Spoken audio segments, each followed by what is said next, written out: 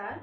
श्रीमती सुनीता चंद्रा, शिक्षक एलवी, माध्यमिक शाला दादरपुर, शंकुल झगरहा, विकास खंड जिला कोरबा, राज्य छत्तीसगढ़। कक्षा 6वीं, विषय विज्ञान, पाठ 8 सजीवों की संरचना तथा कार्य। कक्षा 7वीं, विषय विज्ञान, पाठ 20 सजीवों में प्रजनन के अंतर्गत आज हम फूल के भाग तथा फूल के प्रकार के बारे में अध्ययन करेंगे। नमस्कार बच्चों। तो बच्चों, आप लोग सजीव वस्तुएं क्या है ये तो जानते ही हो, फिर भी मैं आपको एक बार रिवाइज करवा देती हूँ। सजीव वस्तुओं को हम लिविंग थिंग भी कहते हैं और वे वस्तुएं जिनमें श्वसन होती है तथा जो वृद्धि करते हैं उन्हें हम सजीव वस्तुएं कहते हैं। श्वसन, वृद्धि, पोषण, उत्सर्जन, प्रजनन, गति, संवेदनशीलता तथा निश्चित जीवन काल ये सजीवों का लक्षण है। और पेड़ पौधे, मनुष्य, गाय, बकरी इत्यादि सभी सजीव वस्तुएं हैं। ये देखिए चित्र में कुत्ता, खरगोश, भैंस, बकरी, मनुष्य ये सभी क्या है? सजीव वस्तुएं ही तो हैं। अब प्रश्न उठता है बच्चों, प्रजनन किसे कहते हैं? क्या आप जानते हैं? ये आपके लिए नया शब्द है। प्रजनन को अंग्रेजी में हम रिप्रोडक्शन भी कहते हैं और इसकी परिभाषा इस तरह से, सभी सजीवों में अपने जैसे जीव उत्पन्न करने की स्वाभाविक क्षमता होती है, उसे हम प्रजनन कहते हैं। और आप जानते ही हैं कि आम के बीज से आम का ही पौधा उत्पन्न होता है। कभी आपने देखा है कि आम के पेड़ पर सेब लगा होता है? नहीं, बिल्कुल नहीं लगा होता है ना। मनुष्य से क्या कभी आपने बछड़ा जन्मते देखा है? नहीं, मनुष्य अपने जैसे शिशु को जन्म देता है। आम के बीज से आम का पौधा ही उत्पन्न होता है। इस प्रकार आप देखते हैं कि कुत्ता, खरगोश, बकरी, मनुष्य अपने जैसे जीव को ही जन्म देते हैं। प्रजनन शायद आपको समझ में आ गया होगा। अब बच्चों, क्या आप अपने घरों में पूजा करते हो? बिल्कुल करते होगे। तो पूजा करते हो तो आप क्या करते हो? ऑफकोर्स आप अगरबत्ती जलाते हो। और क्या करते हो? आप भगवान में पुष्प अर्पण करते हो। और आप लोगों ने अपने घर के आसपास विभिन्न प्रकार के पुष्प भी देखे हैं। लिली का, गुलाबी कनेर, पीला कनेर, गेंदा, सेवंती, गुड़हल, मदार आदि। अब बच्चों, क्या आप फूल किसे कहते हैं या फूल के भागों के बारे में आप जानते हैं? नहीं जानते? तो चलो आज हम इसके बारे में अध्ययन करते हैं। सबसे पहले हम जानेंगे कि फूल किसे कहते हैं। फूल क्या चीज है? फूल रंगीन, आकर्षक तथा अक्सर पौधे की खुशबूदार संरचनाएं होती हैं। पुष्प को हम फ्लावर भी कहते हैं और जो पुष्प या फूल है वह पौधे का प्रजनन अंग है। तो जिस प्रकार हमारे शरीर के विभिन्न अंगों का नाम है, जैसे नाक, आंख, कान, गला, ठीक उसी प्रकार से बच्चों पुष्प का भी विभिन्न भागों के नाम होते हैं। तो बच्चों, आप लोग इस फूल को तो पहचानते ही होंगे। ये किसका फूल है भाई? यह गुड़हल का फूल है और इसको अंग्रेजी में क्या बोलते हैं? हिबिस्कस। और इसका वैज्ञानिक नाम है हिबिस्कस साइनेंथिस रोजा और यह मालवेसी परिवार का पौधा है। तो बच्चों, ये मैंने हाथ से ये पुष्प को पकड़ा हुआ है, देखिए आप। ये डंठल वाला भाग को हम पुष्पवृंत कहते हैं। पुष्पवृंत के ऊपर में आगे की ओर यहाँ पे नीचे में ये देखेंगे आप, यह पुष्पासन है जिसके ऊपर पूरा पुष्प स्थापित है। और ये जो छोटी छोटी रचनाएं आपको दिख रही हैं, ये देखिए, इसको हम एपिकैलिक्स कहते हैं। तो बच्चों, पुष्प के 4 मुख्य भाग होते हैं। पहला बाह्य दल, सेपल। दूसरा दल, पेटल। तीसरा पुंकेसर, स्टेमन। और चौथा है स्त्री केसर। यहाँ से लेकर ये नलिका वाली आप रचना दिख रहे हैं पूरा नीचे तक, यह है स्त्री केसर, जिसको हम पिस्टिल या कार्पेल भी कहते हैं। ये पुष्प का स्त्री वाला भाग है और पुंकेसर पुष्प का नर वाला भाग है। देखिए पीला पीला दिख रहा है आपको। चलिए बच्चों, अब हम पुष्प के विभिन्न भागों का विस्तृत से अध्ययन करते हैं।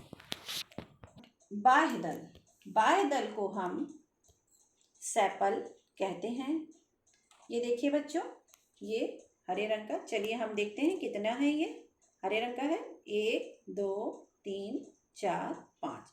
इस प्रकार से इसमें 5 सेपल हैं या बाह्य दल हैं, और इनको हम सामूहिक रूप से हम इसको कैलिक्स कहेंगे। ये पांचों को मिलाकर के हम इसको कैलिक्स कहेंगे, और यह पुष्प में उसकी कली की सुरक्षा करता है। चलिए अब हम आते हैं इसके रंगीन भाग की तरफ। ये देखिए बच्चों, ये रंगीन भाग, इसको हम बोलते हैं दल या पंखुड़ी या पेटल। चलिए हम देखते हैं कितना है इसमें। 1 2 3 4 5। 5 इसमें दल हैं, और दल के समूह को हम दलपुंज कहते हैं। दलपुंज को अंग्रेजी में हम कोरोला कहते हैं। ये रंगीन भाग जो है, यह पुष्प का दूसरा चक्र है, या दल पुष्प का दूसरा चक्र है। यह कीड़ों को अपनी ओर आकर्षित करता है और परागण में मदद करता है। पुष्प के तीसरे भाग का नाम है पुंकेसर। ये देखिए बच्चों, ये पीला पीला दिख रहा है और इसके नीचे में धागा नुमा रचना लगा हुआ है। यह पौधे का नर भाग होता है।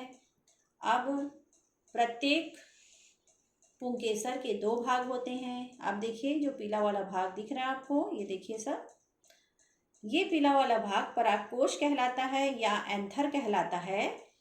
इसके अंदर परागकण भरे रहते हैं जो कि नर जनन इकाई है। और ये देखिए बच्चों, ये धागा नुमा रचना दिख रहा है आपको, ये है तंतु या पुतंतु।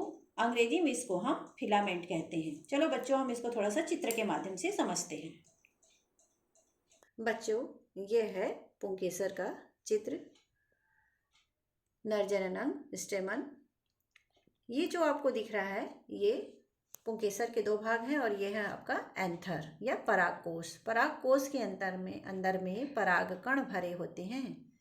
ये देखिए, ये परागकण भरे हुए हैं, और नीचे की ओर धागानुमा रचना जो हमें पुष्प में दिखाई दे रही थी, इसको हम तंतु या पुतंतु या फिलामेंट कहते हैं। बच्चों, चलो अब हम पुष्प के चौथे भाग की ओर चलते हैं, जिसको हम स्त्री केसर कहते हैं। यह पुष्प के मध्य में होता है। ये देखिए, ये यहाँ से यहाँ तक स्त्री केसर है। चलिए हम इसका अच्छे से अध्ययन करते हैं। ये देखिए बच्चों, ये है स्त्री केसर। स्त्री केसर जो है, आप देख रहे हैं, सुराही की आकृति का है। इसके 3 मुख्य भाग हैं। सबसे पहले ऊपरी भाग वर्तिकाग्र, जिसको हम स्टिग्मा बोलते हैं। यह चिपचिपा होता है और इसमें परागकण चिपक जाते हैं। ये परागकण यहाँ से आते हैं और यहाँ पे चिपक जाते हैं। दूसरा भाग वर्तिका कहलाता है, जिसको हम स्टाइल कहते हैं। ये नली के जैसी एक रचना होती है और बीजांड तक पहुँचने के लिए पराग नलिका इसी नलिका में से होकर के जाती है। चलिए हम तीसरे भाग की तरफ आते हैं। ये वाला भाग देखिए, ये फूला हुआ भाग दिख रहा है, इसको हम बोलते हैं अंडाशय। अंडाशय को अंग्रेजी में हम ओवरी भी बोलते हैं। अंडाशय से फल बनता है।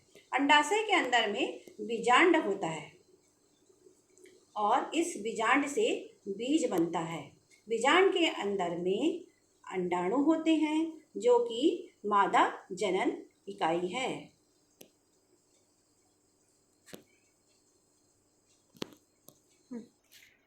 बच्चों, ये है पुष्प का चित्र। ये देखिए, स्त्री केसर, वर्तिकाग्र, वर्तिका और ये अंडाशय, बीजांड, अंडाणु। अब आप इस चित्र का ध्यान से अवलोकन करिए।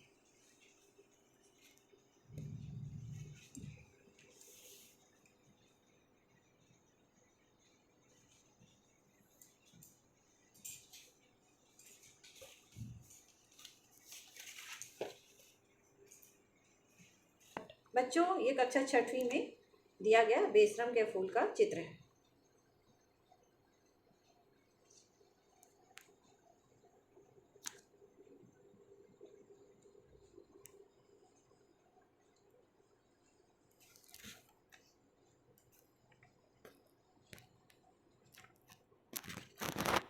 बच्चों, ये कक्षा 7वीं में दिया गया भिंडी के फूल का चित्र है।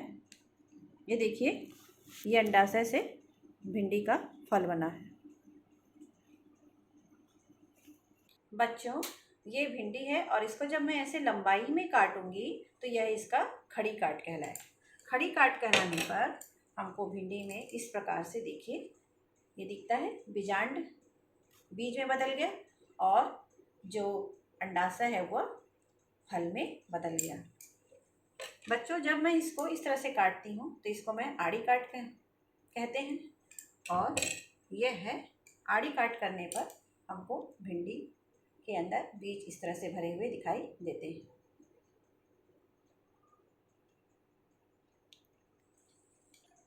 पुष्प का वर्गीकरण। पुष्प दो प्रकार के होते हैं। एक लिंगी पुष्प असेक्सुअल फ्लावर, द्विलिंगी पुष्प बाइसेक्सुअल फ्लावर। सबसे पहले एक लिंगी पुष्प। कुछ फूलों में केवल पुंकेसर अथवा स्त्री केसर पाया जाता है। ऐसे फूलों को एक लिंगी फूल कहते हैं। एक लिंगी फूल एक ही पौधे में अलग अलग स्थानों में लगे होते हैं अथवा अलग अलग पौधों में लगे होते हैं। ये देखिए यहाँ पे बच्चों, एक लिंगी पुष्प का ये नर फूल, इसमें केवल पुंकेसर ही पाया गया है। ये देखिए आप लोग, और ये है आपका, ये देखिए एक पौधे में नर फूल और मादा फूल। अब यहाँ पे आप देखेंगे केवल यह मादा फूल है, इसमें केवल स्त्री केसर ही पाया गया है। चलिए अब हम आते हैं द्विलिंगी पुष्प। कुछ फूलों में पुंकेसर और स्त्री केसर दोनों एक ही फूल में पाए जाते हैं। ऐसे फूलों को द्विलिंगी फूल कहते हैं। उदाहरण मटर, अभी आप लोग ने देखा गुड़हल, भिंडी, सरसों, टमाटर, आम, लिली और पिटूनिया। एक लिंगी पुष्प का उदाहरण है नारियल, पपीता, सहतूत, खरबूजा, तरबूज और खीरा। तो बच्चों, अब हम लोग महत्वपूर्ण बिंदुओं की तरफ आते हैं। सजीव प्रजनन, फूल या पुष्प, पुष्प के भाग।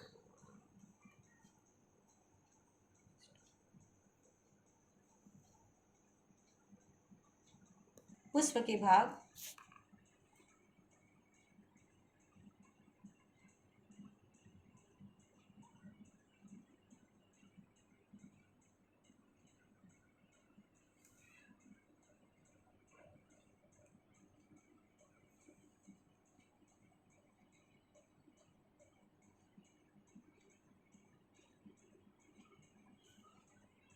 बच्चों, ये आपका गृह कार्य। प्रजनन किसे कहते हैं? आपको द्विलिंगी पुष्प का चित्र बनाना है, पौधे का प्रजनन अंग बताना है।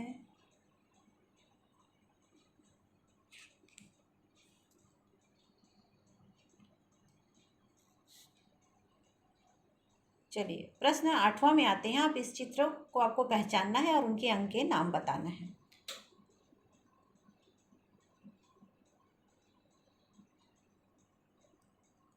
प्रदत्त कार्य भी आपको दिया गया है।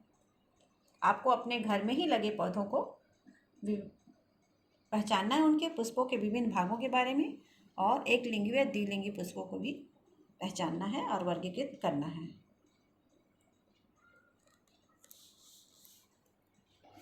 धन्यवाद बच्चों।